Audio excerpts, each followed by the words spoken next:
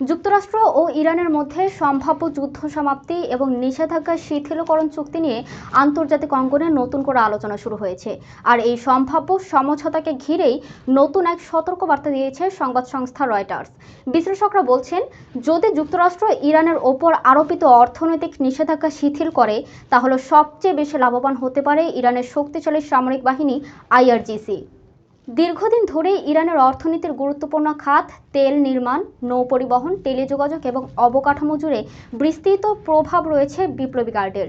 ফলে নিষেধাজ্ঞা শিথিল হলে তেল রপ্তানি বৃদ্ধি এবং বিদেশি বিনিয়োগের জন্য যে নতুন সুযোগ সৃষ্টি হবে, তার বড় একটি অংশ তাদের নিয়ন্ত্রিত প্রতিষ্ঠানগুলোর হাতে যেতে পারে বলে আশঙ্কা করা হচ্ছে।